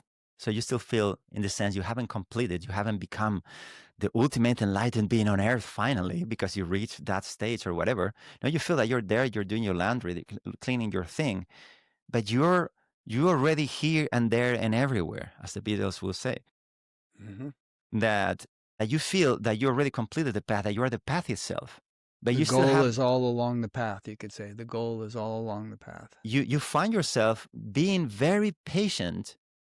And I don't know if I get this from anyone at some point, reading so much and doing so many things, but I always tell some of my coaches, the moment you're ready to wait forever, that's the moment that eternity finds you. Just there, in the moment that you say, I'm okay being a level 1 meditator, that very moment where you say, yeah, okay, you know, you just made peace with who you are in the sense of personal body. This is not obviously everything that you are, but just for a second, just let yourself be and being this person who is learning and just walking this path. And it's not perfect, but it's just going through that. And just there, at the moment that you accept yourself and make peace with that, it comes a dimension of peace. Like suddenly your life turns instead of being a nightmare that you're trying to control your dream of things that happen to you and so on, with manifestation and so on. Suddenly you start saying, wait, I'm here, I'm dreaming. But at the same time, there's this sense of light that it doesn't belong, this timelessness that doesn't belong to the dream. So you're living this kind of strange parallel experience of Yes. being nothing and being everything, of being a person and not being a person. So I think you expressed it very well with Padmasambhava.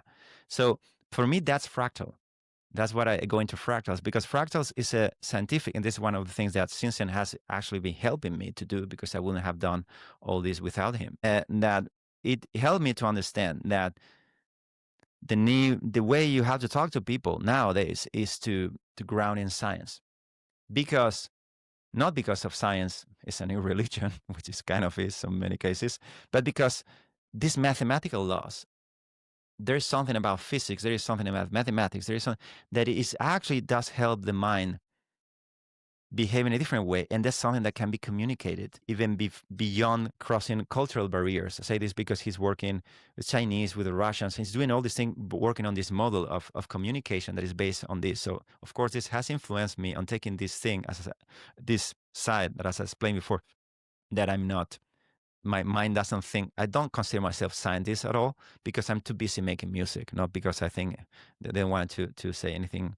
I love science when I read about it and I learn it. Now, of course, Simpson is open my eyes to see, wow, new mathematics are really, really fascinating. So, but for example, when I try to implement, I think I'm in the mission of bringing up this cultural great maps, so to say, and I want to make them useful to new generations. And one of the reasons why I'm bringing up Anapanasati, which for those of you who don't know, is a system of 16 stages that the Buddha designed, let's say, 2,500 years ago. Because honestly, that it really fits very, very, very, very precise with my experience of the process. and it's done in the most gentle way. It's genius. It's genius to the level that is fascinating to me. And these not really stages like accomplishments, are just descriptions of what happens if you do this. If you do this, this happens. So it's an incredible value in terms of as a compass to orientate yourself when you're trying to see, okay, how you go. So what I'm trying to do is to put all this, bringing it out of the Buddhist context, and trying to present what I've been working for a long time, which is to synthesize, make a universal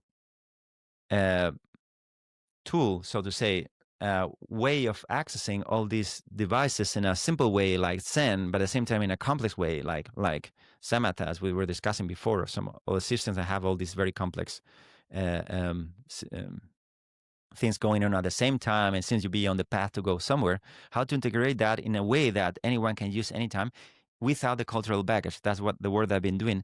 I just discovered that. So there's the path. I normally tend to say that close to every practice that I know, that I ever known of, every path that I've been investigating for all these years, it all fall into one of the three. The stillness path that I call it, that is what I call it, the direct path, or the bliss path, that's more like tantric and so on, or art actually, or the understanding insight path, which obviously has a lot to do with Vipassana or Advaita Vedanta. And I always find that anywhere you go, it's just normally some of these paths have a combination of elements from all these. So I just go into synthesizing this, but when I was trying to teach this to people, I say, oh my God, this is so long. It would take me years to go through all these stages. Then I say, okay, what? So I just come across again to the Anapanasati and say, wow, these stages are so genius because you can devise, for example, things that we were discussing now from the letting go of all, you were talking about samskaras, these kind of deep-rooted aspects of our conditioning. But you also, you can talk about bliss, and he discussed different levels of bliss. It's beautiful, and I think it's very useful, and I don't know if you really... I'm just dropping this thing in here, that I'm super excited about this, and I'm hoping this is getting contagious and someone there kind of revisits and gets re-inspired by all these models of people who've been doing this before us. And I think probably the way to keep all this alive is by bringing into correlating your direct experience with all these teachings, and okay, just pick whatever really works for you and transmit to others what works for you in the context of what all these geniuses have been saying. I don't know. Do you understand what I mean? Oh, yeah. I have some thoughts on what you said. First of all, Adyashanti often used to say it, and I've heard others say, it's always good to have the attitude of a beginner. And he himself lived that way. Not that he was a beginner, but there was a certain humility. And at a certain point, a couple of years ago, he said, okay, I have to stop teaching because I'm in a lot of physical pain from problems I have, and I'm also experiencing a lot of anxiety, and I'm taking anti-anxiety medication. Now, how many spiritual teachers would admit that, you know? Yeah. I was very impressed when he did that. And these days he's been living in the mountains and running for hours a day and just getting in great physical shape. He even grew his hair out. And so this attitude of a beginner, we're all beginners relative to what is possible.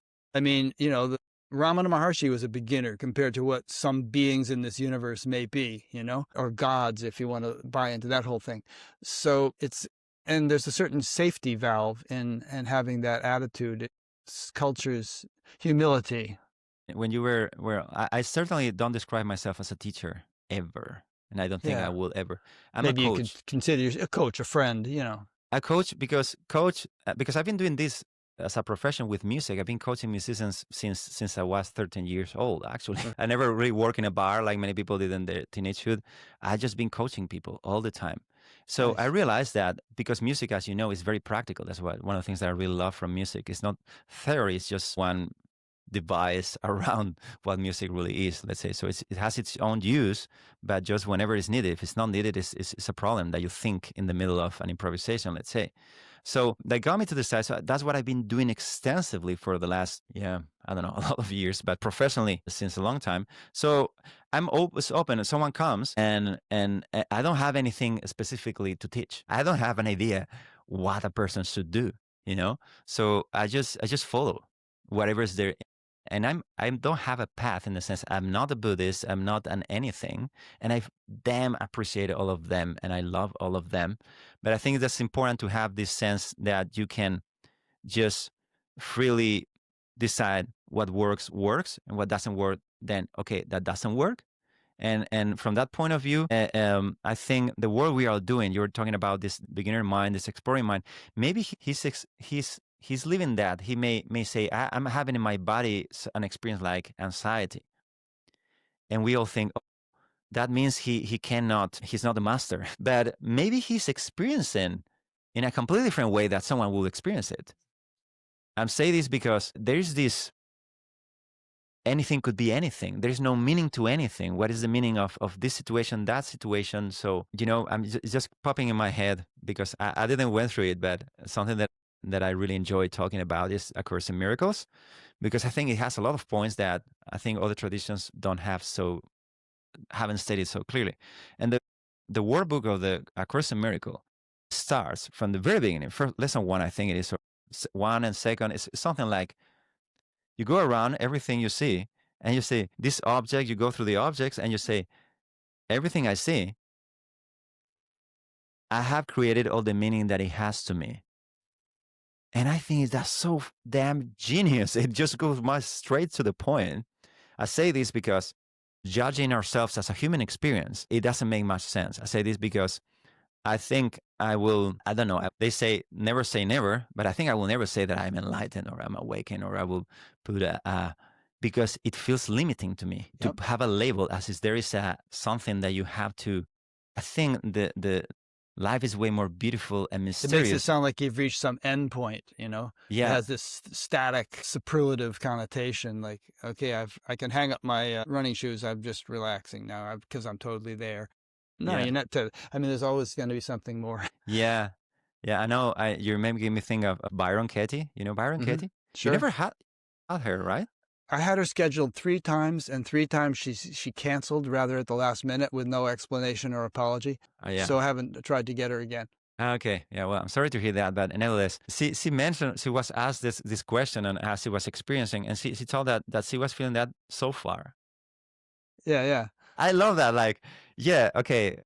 I think if spiritual teachers or spiritual people who accomplish stuff, which, yeah, you did that, but what if now you don't? Right. Yeah. A couple more thoughts on what you've been saying. So regarding traditions, ancient traditions, and let me just add, for those of you who are listening to the live stream, I forgot to mention this in the beginning. If you would like to ask a question, there's a link in the description field underneath this video, and if you click on that, you'll go to a page through which you can submit your question. Anyway, regarding traditions, I think there's a lot of valuable stuff in them, like as you were saying, but also there's a lot of weird stuff. Maybe a lot of it is metaphorical or mythological. Like, did a monkey really pick up a mountain and carry it, from the Himalayas down to Sri Lanka to help, Lord Rama? Yeah, okay, maybe, but maybe it's just a cool story. The Buddha said something. He said, don't accept something just because it's in some old book, and don't accept something because I said it. Work it out for yourself. Give it some thought. It should concur with your own direct experience. I'm paraphrasing roughly, but he said something like that. Yeah. And that's where science comes in, because religion has been filled with all kinds of crazy ideas. Before science came along, you could be burned at the stake for believing that the stars were other suns like our own, and they might have planets around them. Someone was burned at the stake for espousing that. Giordano Bruno was his name.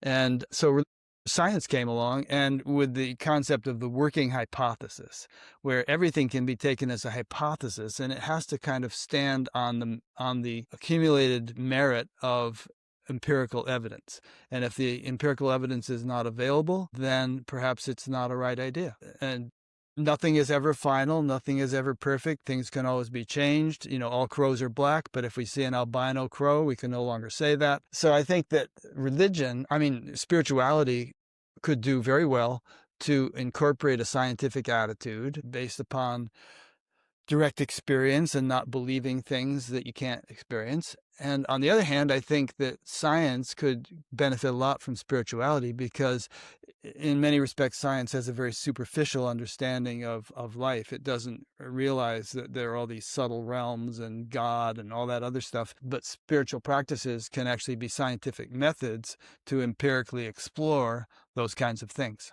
Well, all of them are deluded in the end, right? To a Meaning that degree. the principle of science is that there is someone who knows and is external to an experiment and can conclude certain concept that represents the truth some way, of Right. course. So it has its limits because there's always going to be a dichotomy or a duality. Yeah, there's And this yeah, arrogance from the beginning, and that I sometimes, I mean, I know actually my father-in-law is a great scientist, and I've been of course since then too, in the sense that people who really understand science, they will never say they know the truth.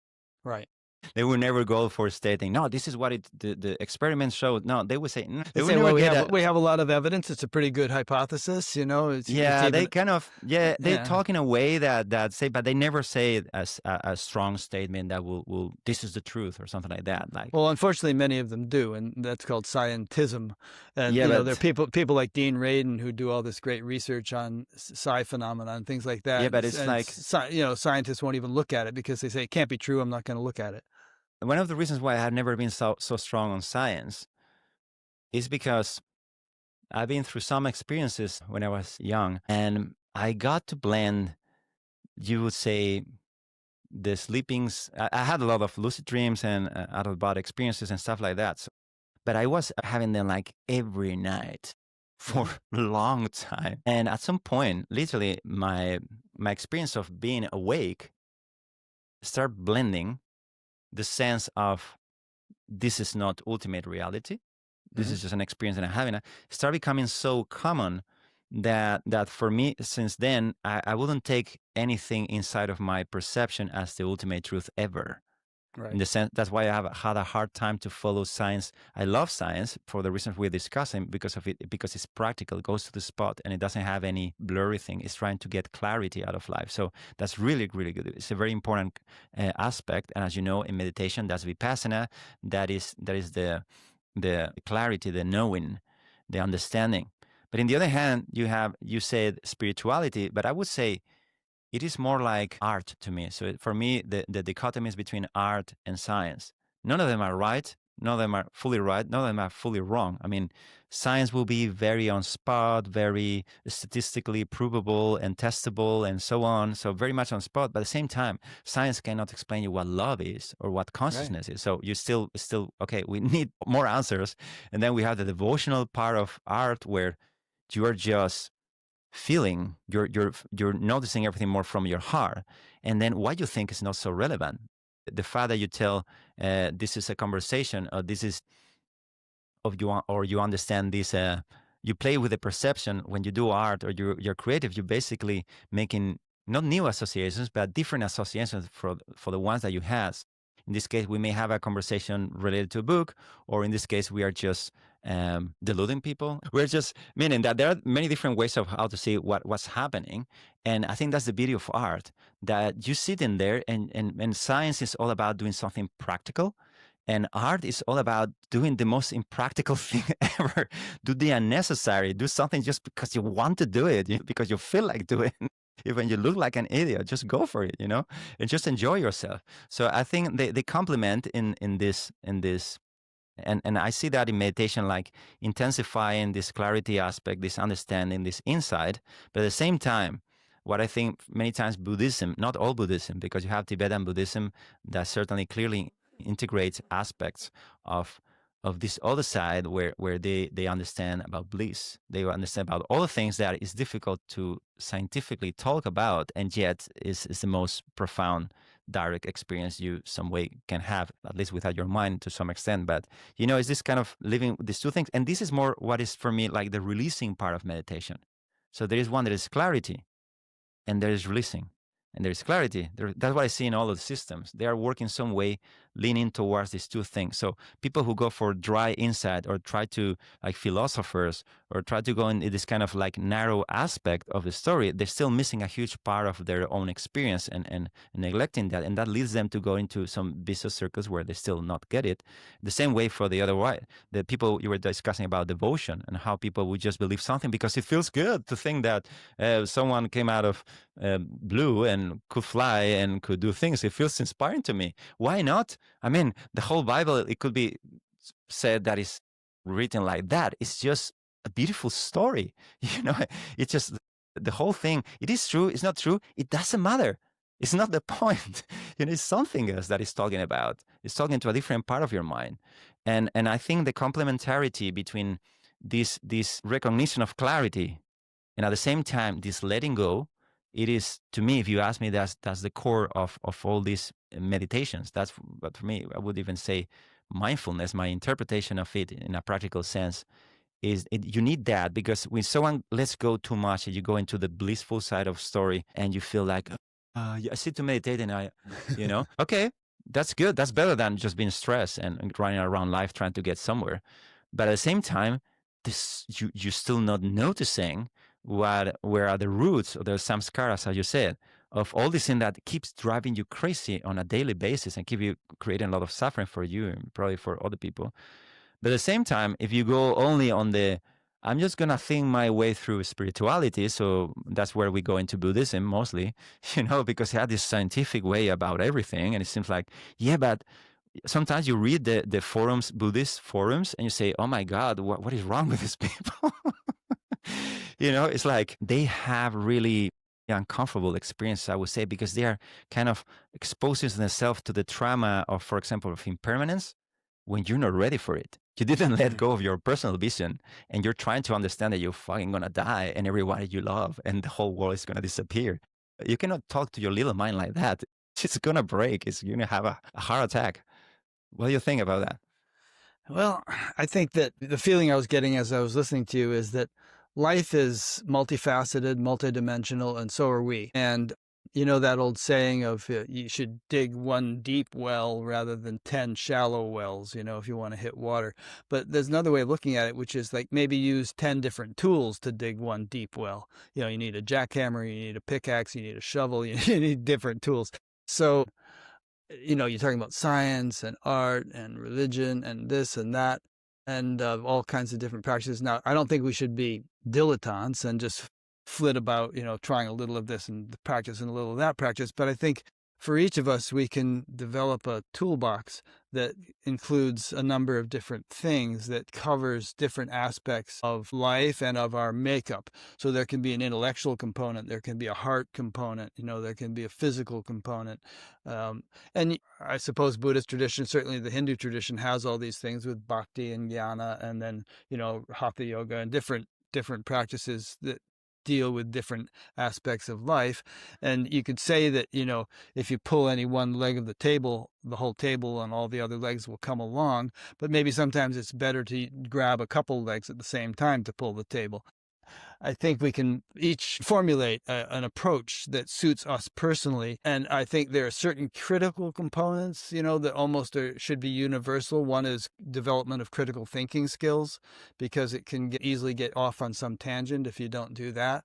But it's nice to have some devotional aspect. It's nice to have some effective way of settling into a very deep state, samadhi or whatever you want to call it. It's good to keep your body healthy. It's good to keep getting proper exercise. It's good to have, family, nice relationships. All these different things make a life. And every day is life. And we don't want to pass over the present for some glorious potential future. Yeah, and it changes over time, right? So there will be times where you're deep into this certain kind of, but to me that is like, these experiments where they just give little kids in the daycare or something like that. They did experiment, which I think is pretty brutal. You give them options to eat, and what the scientists realized that is that the kids would, for example, when they were sick, they will eat certain things rather than others, meaning that kind of was proving that there's a certain kind of intuition too. It's not just, so I think when we talk about spiritual practice, the reason why I think what you're saying is very important and meaningful is because we all are on our own. So yes, we're going to find friends and people and paths to stay in there for a while, and some of them for a very long time. But ultimately, as actually the Buddha said, you're on your own. You have to be your own light, right? And Yeah. but what I'm saying is that that's also what I think of myself as a coach, because I don't have like a predefined way of telling people this is how it's gonna be for you. I don't know. You don't know either. We're just here having a lot of fun, and we're just spontaneously going through. Okay, let's do this, let's do that, and things just turn into one way or another. And what is shocking to me is, for example, people who were like scientists, people who you see them that they have this strong sense of, they turn to be people who work really well with blissful states. Like you say, this is what you were missing all along, and you will never know unless you give it a try. So I think keeping this openness to give it a try, as you were discussing on trying, on picking things and following your intuition. But ultimately, I think there's an underlying source of all these behaviors. And it comes to my mind, Papaji,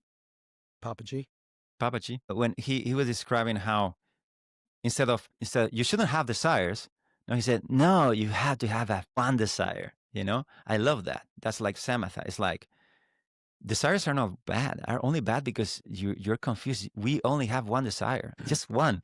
If we get to realize that simplicity, then suddenly all your behavior and everything feels like the most natural thing. This leads back into when we were discussing about discipline with meditation and sati as remembering, mindfulness as remembering. Because for me, there shouldn't be any of yourself of forcing. And yes, sometimes people may drop meditation for a while just to come stronger when they realize that, oh yeah, I'm looking for that. I'm looking for experiencing myself, for a deeper connection with myself, with this moment and with everything. And that's the moment they may start meditating, or may find a new way of meditating. Who knows, in the sense that they find maybe there are special people who, I don't know. I'm just thinking about people now with AI or with social media. There are new generations coming and finding new ways of connecting and using all this technology using it for the ultimate longing desire that we have. And I think when you do that, then you don't care about eating chocolate or drinking alcohol or pleasing yourself in any way. It doesn't matter, because you are doing exactly what you want in every moment. And that thing that you want, it may be in the beginning a bit abstract. That's where people go. You go into prayers, or you go into certain kind of things. Of course, there are different levels of prayers. I understand that, but I'm talking in the regular way. We go into these routines until you find that, until you had this moment of, and then yeah, this is it. And this thing wasn't caused by anything. The reason why meditation brings this up is because you didn't do anything. That's what is a causeless bliss. That's what is you're getting closer to this release of pain and suffering, and just resting in this state of recognition of something that is there, let's say. And in that resting, you find everything you want, which is the most ironic thing, because you find everything you want by letting go of everything you want. Apparently, as a person, you find the only thing you want. And the moment that hopefully people get to contact that, I think there's a moment where they won't stop meditating for the rest of their life. Did Shinzen ever tell you about that thing he was doing with Jeffrey Martin, where they had some kind of device that was directing a very precise beam of magnetism to a certain part of the brain? Jeffrey told me that Shinzen said he was having better experiences with that than he'd ever had with all of his Zen practice. Yeah, we never went into that. He didn't comment. You reminded me of it when you were talking about finding some new way of meditation, and we've been talking about science and all that kind of stuff. So interesting. I don't know what they're doing with that now, or what the long-term effects of that might be, but I think they're still researching on that. Yeah. I guess they were hoping that there could be something which would shortcut the whole process of awakening, using some kind of device. But he also mentioned something like, I think it's in his book. He says something like, yeah, I'm talking about this way of not hacking, but supporting.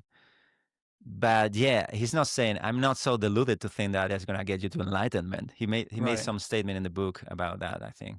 Like, yeah, but there could be things which would be like catalysts. They'd be conducive to speeding things up, Yeah, exactly. I mean, some people think psychedelics will do that, and sometimes they think they do, but they could also be problematics. Yeah, I think all most this people, stuff, you I have to mean, be careful. you may tell me, you probably have talked to everyone about this, but in my experience and everyone I know, and again, I'm thinking about Ram Dass because I hear people stop, when they go at a certain level, they stop doing that, right? They what? Meaning they start using psychedelics in order Yeah. to reach that state. That certainly psychedelics, I mean, I did have some big experiences with it, but I just dropped it because honestly, I was a kid. I went crazy. I thought that I went crazy. I was Yeah. seriously worried. I went to go into psychologists. I went to nuns and monks. I went everywhere, like trying to find, and people were worried about me. But because suddenly from one single experience, my mind stopped. Like it stopped radically, completely. Like I was immersed into, I don't know how to describe it. Of course, the experience was, but what I'm saying is it was a very meaningful experience. And yet it was just, for some of us, seems to, you have these glimpses you could have with psychedelics or with anything. You can make it trances in so many ways. And some people don't need trances. They just take one step at a time. But in my case, I have to confess that for me was instrumental in my process to have that pack. And it kind of created an opening. And after that, I think it's like it will happen with regular drugs. You are using an external element to create something. So you're getting a temporary pass, let's say. So that can be very powerful in the sense of showing you what is in there for you to experience if you were a bit more open-minded. But in the end of the day, you're paying the price of losing normality of the health of your body, of course, in different ways. So I had, at some point, I had one teacher, one non-dual teacher, Cesar from Advaita Vedanta. He's from Colombia, very nice guy. And he told me, don't you ever do that again. Just said, you're too sensitive to that. You're going to screw yourself if you do that again. And I say, okay, I really believe him. And now, like 20 years later, I think, yeah, he was absolutely right. And so people approach me now because, as you know, there's this psychedelics trends. And I think it's valuable. And I hear some of the people I'm working with, they and it deepened their meditation, but then we are meeting again the situation that, but you still need to deal with your life. So, okay, it's really cool that you get some extra boost of nitro, like, and you can get a bit farther than you would do otherwise. But is that really freedom when you need something? Some people think they can damage the subtle body, and even though you have some profound experience, it can take a long time to repair that. And so it's not a long-term strategy. And as Alan Watts put it, when you get the message, hang up the phone. You don't need to. There's some good research with it, and it's helping a lot of people, alcoholics and various people. It's not a long-term strategy. And unfortunately, I think a lot of people are using it as such and doing it over and over and over again. And I don't think the outcome of that is going to be good. But anyway, we're getting sort of towards the end of our time, and I'm wondering if there's anything that, when we've covered a lot of ground, but is there anything that you feel is important that we haven't touched upon? Not really. Okay. Well, we did cover a lot. So tell us, you live in Germany, but you probably talk to people all over the world, and you have a kind of a coaching thing which people can see on your website, which I will link to on your page on BatGap. Is there anything you want to say about that? Yeah. I started with that because I felt more comfortable. I feel more comfortable in one-to-one, actually. But I realized that there's a strong limitations with that because I don't want to stop being a musician just to get into this new business of so I have a limited time for that. I realized, okay, in this way I cannot really serve people. So okay, I have to up my game, and so I start going on YouTube and things like that. But most importantly, I started I created this community, and I'm trying to put in the resources. So I say this because just it's not about the money. It's not about that. And actually, I'm trying to kind of detach these things and create an environment. What I notice is very powerful, and I hope if anyone is meditating alone and hear this and all that, of course, I'm offering this space for people to interact and to talk, and I think that's that can be very nice. That's a project that I'm building, and of course, I have some courses in there to do, and everything, of course, is free, and so on. Well, I have some little groups that we're working together as a different business, but I just want to throw in there a lot of content and a lot of tools for people to freely access and interact with other people in the same path. So that's a project. One final question is there a YouTube channel or something for your band? I'd like to watch some videos of your band playing. It's not a band. It's a solo project. Oh, solo. Anyway, send me some info about your music I too. will. I'd I like to will. watch it. Thank you. But See it. only if you send me some stuff of you playing drums. Okay, I have an old video and some photos, and the video doesn't even have audio. It was filmed with a Super 8 camera back in 1970. So Cool. anyway, or Awesome. 69 maybe. You're wearing long hair or something? Oh yes, long hair, and we almost went to Woodstock, but we didn't Really? leave on time, and it wasn't possible to get anywhere near the place if you didn't leave early, you know, because the New York State Thruway was a parking lot. Almost famous. Almost famous. Alrighty. Well, Good. thanks. Really enjoyed talking to you. We'll be in touch. Thank you so much for the opportunity. Thank you for everyone. Yeah, and thanks to those who've been listening or watching, and we'll see you for the next one.